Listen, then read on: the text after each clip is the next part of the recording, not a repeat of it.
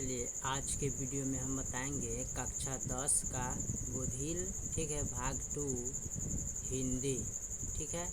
और इसका हम आंसर क्वेश्चन को हल करेंगे, ठीक है।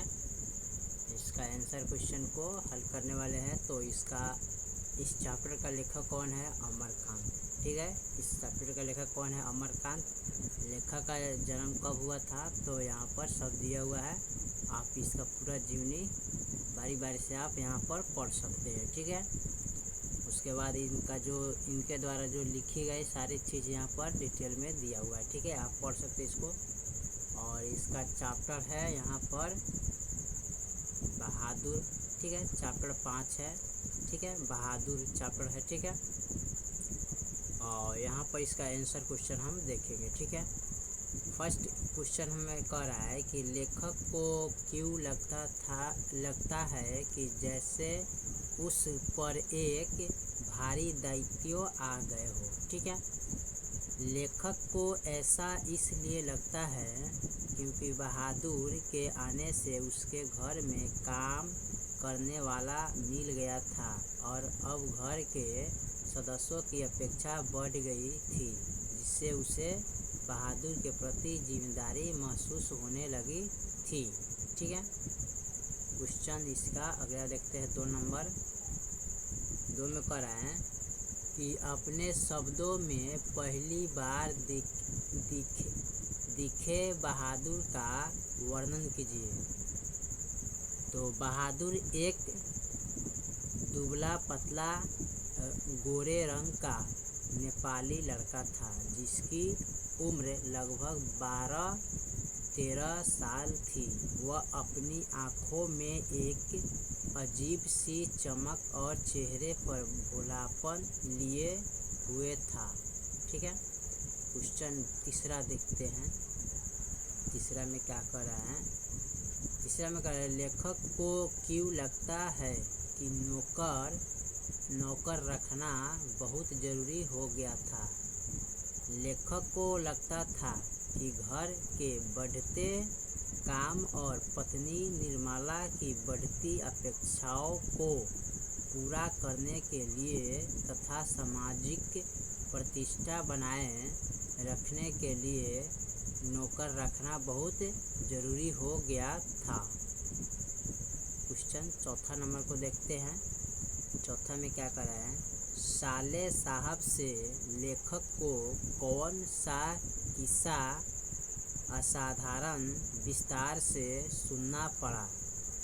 साले साहब से लेखक को बहादुर के घर से भागने और उसके परिवार की स्थिति के बारे में असाधारण विस्तार से सुनना पड़ा था। क्वेश्चन हम 5 को देखते हैं। 5 में कह रहा है बहादुर अपने घर से क्यों भाग गया था? बहादुर अपनी माँ की मार और घर में हो रहे दुर्व्यवहार से परेशान होकर अपने घर से भाग गया था, ठीक है। क्वेश्चन नंबर हम 6 को देखते हैं। 6 नंबर में क्या कह रहा है? बहादुर के नाम से दिल शब्द क्यों उड़ा दिया गया? विचार करें। बहादुर के नाम से दिल शब्द इसलिए हटा दिया गया क्योंकि लेखक को लगता था कि दिल बहादुर नाम कुछ ज़्यादा ही भावनात्मक और लंबा था और केवल बहादुर ही पर्याप्त था, ठीक है। क्वेश्चन नंबर हम 7 को देखते हैं। 7 में यानी कि क्वेश्चन उसका व्याख्या करने के लिए दिया है, ठीक है। क नंबर व्याख्या में कह रहा है कि उसकी हंसी बड़ी कोमल और मीठी थी, जैसे फूल की पंखुड़ियाँ बिखेर गई हो। यह पंक्ति बहादुर की स्वाभाविक मासूमियत और उसकी हंसी की मधुरता को दर्शाती है, जो इतनी मनमोहक थी कि उसे फूलों की पंखुड़ियों के बिखरने जैसा कोमल और सुंदर बताया गया है, ठीक है। इसका ख नंबर को देखते हैं, ठीक है। ख में कह रहा है, पर अब बहादुर से भूल गलतियाँ अधिक होने लगी थी। यह पंक्ति दर्शाती है कि समय के साथ घर के सदस्यों के बदलते व्यवहार और उन पर बढ़ते दबाव के कारण बहादुर से पहले की तुलना में अधिक गलतियां होने लगी थी, जो शायद उसके मानसिक तनाव का परिणाम था। ठीक है। इसका ग नंबर को देखते हैं। ग नंबर में कह रहा है, अगर वह कुछ चुरा कर ले गया होता तो संतोष हो जाता। यह पंक्ति लेखक की निराशा और पछतावे को व्यक्त करती है। लेखक को लगता है कि अगर बहादुर ने कुछ चुराया होता तो उसे उसके जाने का कोई ठोस कारण मिलता और उसे कम दुख होता, बजाय इसके कि वह बिना किसी स्पष्ट कारण के चले गया। ठीक है। इसका हम घ नंबर को देखते हैं। ठीक है। घ में दिया है, यदि मैं न मारता तो शायद वह ना जाता। यह पंक्ति लेखक की अपराध बोध को दर्शाती है। लेखक को लगता है कि यदि उसने बहादुर को मारा ना होता तो शायद वह घर छोड़कर ना जाता और यह घटना उसके मन में एक कसक छोड़ गया था। ठीक है। उसके बाद अगला देखते हैं। अब क्वेश्चन नंबर 8 को, काम धाम के बाद रात को अपने बिस्तर पर गए बहादुर का लेखक किन शब्दों में चित्रण करता है। ठीक है। चित्र का आशय स्पष्ट करिए।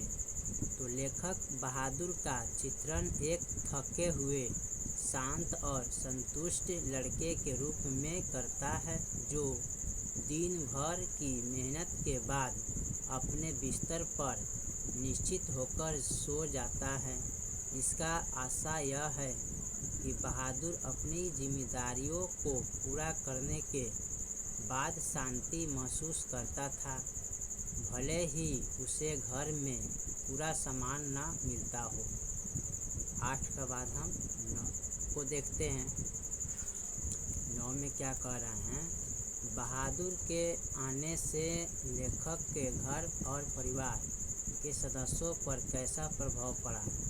बहादुर के आने से लेखक के घर में काम का बोझ कम हो गया, परिवार के सदस्यों को आराम मिलने लगा और निर्मला को अपनी सहेलियों के सामने रौब दिखाने का मौका मिला। हालांकि बाद में उसके प्रति उनका व्यवहार बदल गया। 9 का बाद हम 10 को देखते हैं।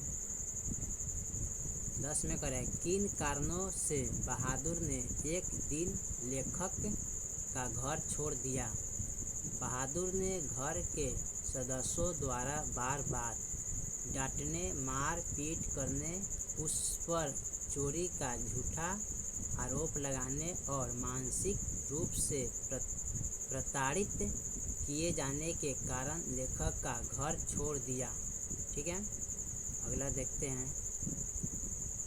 अगला सवाल हमारा है 11 में, बहादुर पर ही चोरी का आरोप क्यों लगाया जाता है और उस पर इस आरोप का क्या असर पड़ता है। बहादुर पर चोरी का आरोप इसलिए लगाया जाता है क्योंकि घर में आए रिश्तेदारों के पैसे गायब हो जाते और वे आसानी से बहादुर को दोषी ठहरा देते। इस आरोप से बहादुर को गहरा सदमा पहुंचता है, उसका आत्मसम्मान टूट जाता है और वह मानसिक रूप से बहुत आहत होता है। ठीक है। 11 के बाद हम 12 नंबर को देखते हैं। 12 नंबर में क्या कर रहा है, आए रिश्तेदारों ने कैसा प्रपंच रचा और उसका क्या परिणाम निकला। घर आए रिश्तेदारों ने झूठे पैसे गायब होने का बहाना बनाकर बहादुर पर चोरी का आरोप लगाया। इसका परिणाम यह हुआ कि बहादुर को अपमानित किया गया, उस पर हाथ उठाया गया और अंततः वह घर छोड़कर चला गया। ठीक है, उसके बाद 12 के बाद हम 13 नंबर को देखते हैं। 13 में कह रहे हैं, बहादुर के चले जाने पर सबको पछतावा क्यों होता। बहादुर के चले जाने पर सबको पछतावा इसलिए होता क्योंकि उसके जाने से घर के सारे काम फिर से उन पर आ पड़ते और उन्हें अपनी गलतियों का एहसास होता कि उन्हें एक ईमानदार और मेहनती लड़के को खो दिया। 13 के बाद हम 14 नंबर को देखते हैं। 14 में क्या कह रहा है, बहादुर, किशोर, निर्मला और कथावाचक का चित्रण करें। तो बहादुर एक ईमानदार, मेहनती, स्वाभिमानी और संवेदनशील नेपाली लड़का था। किशोर लेखक का बिगड़ैल बेटा जो बहादुर पर रौब जमाता और उसे परेशान करता। निर्मला लेखक की पत्नी जो पहले तो बहादुर पर ममता दिखाती है लेकिन बाद में उस पर अत्याचार करती। कथावाचक लेखक यानी कि एक संवेदनशील व्यक्ति जो बहादुर के प्रति सहानुभूति रखता है लेकिन परिवार के दबाव में आकर उसे न्याय नहीं दे पाता। ठीक है, इसके बाद इसका अगला सवाल को देखते हैं। 15 में, निर्मला को बहादुर के चले जाने पर किस बात का अफसोस हुआ। निर्मला को बहादुर के चले जाने पर इस बात का अफसोस हुआ कि अब घर के सारे काम उसे खुद करने पड़ेंगे और उसे अपनी गलती का एहसास हुआ कि उसे अपने बहादुर के साथ अच्छा व्यवहार नहीं किया। ठीक है, 15 के बाद हम 16 नंबर को देखते हैं। 16 में कह रहे, कहानी छोटा मुंह बड़ी बात कहती है। इस दृष्टि से बहादुर कहानी पर विचार करें। बहादुर कहानी दिखने में एक साधारण घरेलू नौकर की कहानी लगती है लेकिन यह भारतीय समाज में नौकरों के प्रति व्यवहार, मध्यवर्गीय मानसिकता, झूठी शान और मानवीय संवेदनाओं के पतन जैसी बड़ी सामाजिक समस्याओं को उजागर करती है। ठीक है, इसके बाद अगला देखते हैं। अगला सवाल क्या कर रहा है।